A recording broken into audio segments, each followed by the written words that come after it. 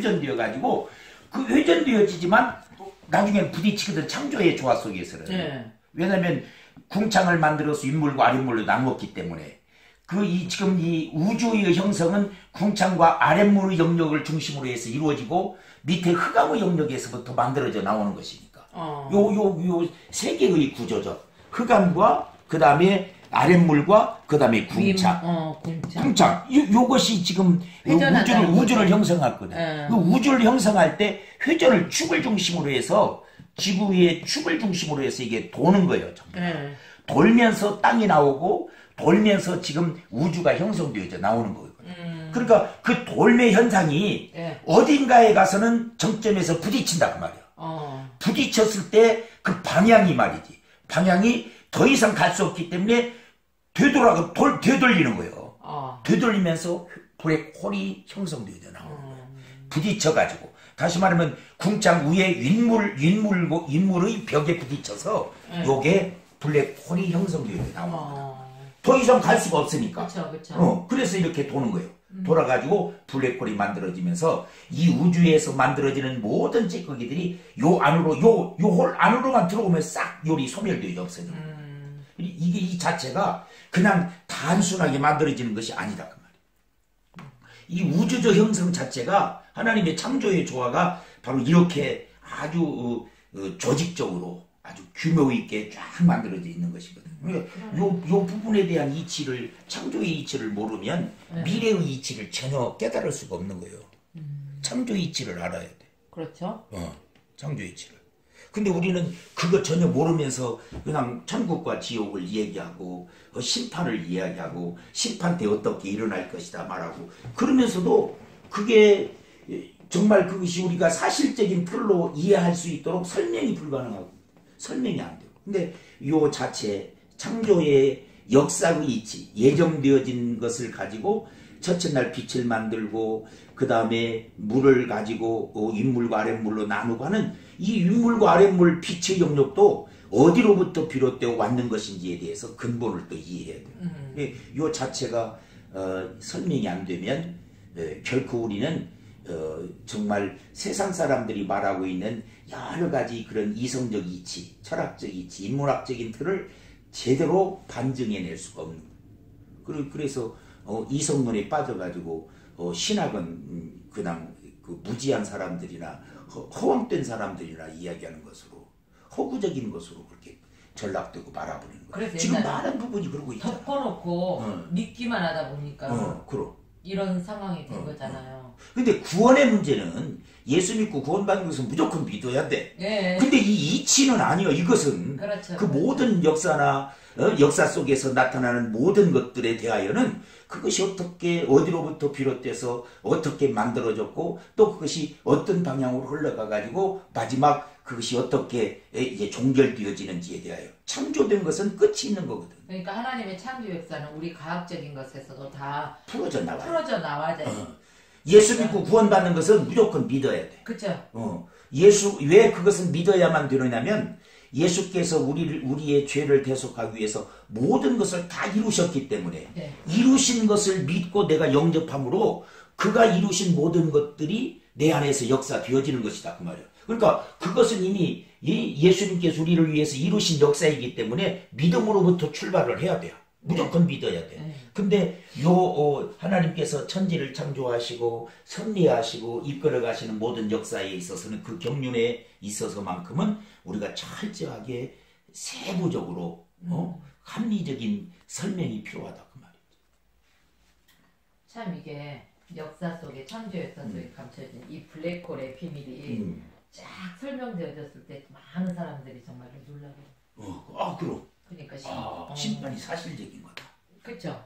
우리가 그냥 알지 못하고 어렴풋하게 희미하게 그잖아요. 그렇게 알던 것들을 정말 과학적으로 정확하게 제시해 줌으로써 확실한 믿음이라는 게 그게 있다는 것을 우리가 알고 있으니까 그쵸. 이제 발견을 해서 우리에게 보여줬으니까 그 보여준 그것이 바로 미래의 이것이다. 그래서 세상은 결국 그것에 의해서 다 소멸되어지고 없어져 버릴 수밖에 없는 것이다.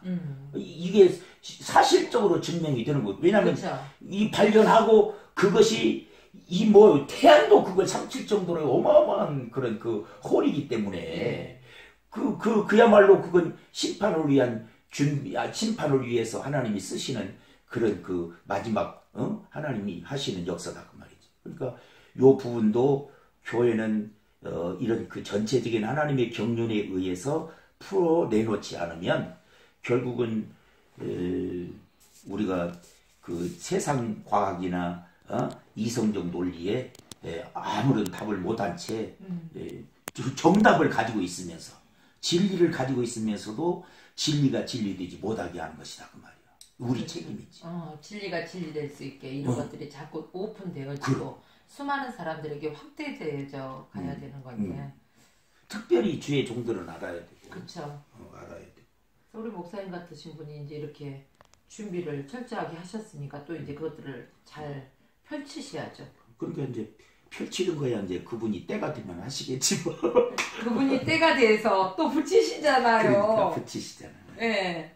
그 붙인 때를 우리가 또 분별해서 잘 파악해서 나가는 것도 하나의 방법이잖아요. 이런 이제 그림을 통해서 예. 보면 성경이 보여. 이 성경이 보인다는 것은 역사가 보이고 뭐 어떤 뭐 그때 당시의 어떤 그 풍속이 보이고 문화가 보이고 이런 것이 아니고 예.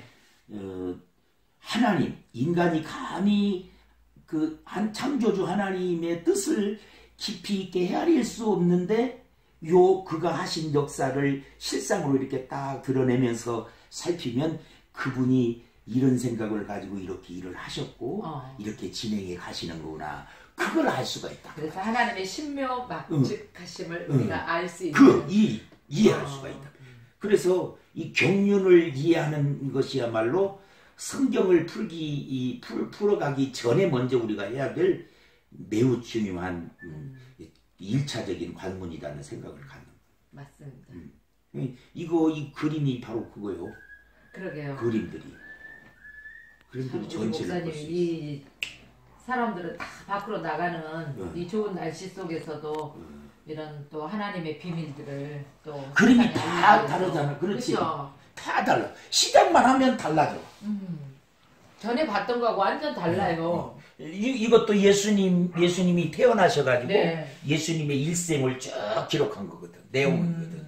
근데 그 내용이 그리스도적인 삶을 살기 위해서 예수님은 육체로 오셔가지고 네. 육체로서 사시는데 어떻게 사셨는가? 예굽에서 사셨고 갈릴리의 나사렛에서 사셨고 그리고 세례 받으시고 또 베들레헴이라 가버나움이라고 하는 이방인들의 영역에서만 예수님이 사셨단 말이지. 그러면 성경에서 예수님을 가리켜서 이방의 빛으로 오시고 이방인을 구원하기 위해서 인류 구원하기 위해서 오셨다고 하는 그 명제적 내용을 과연 무엇으로 그렇다라고 그 당위성을 설명할 수 있느냐고 말이에요. 그러면 그 생애 자체를 싹 살펴보면 여실히 드러나는 것이다 그 말이에요. 여실히. 그리고 그가 이제 가령 세례를 받으셨다. 세례를 받으실 때 물세례와 그 다음에 성령 세례가 동시에 일어나잖아. 예. 그런데 그 물세례는 왜 예수님이 받아야만 꼭 했느냐? 그리고 받으셨을 때 성령 세례가 동시에 어떻게 그것이 왜 주어져야만 되느냐? 예수님이 성령으로 태어나신 분인데 굳이 성령 세례를 받아야만 되느냐 그 말이요.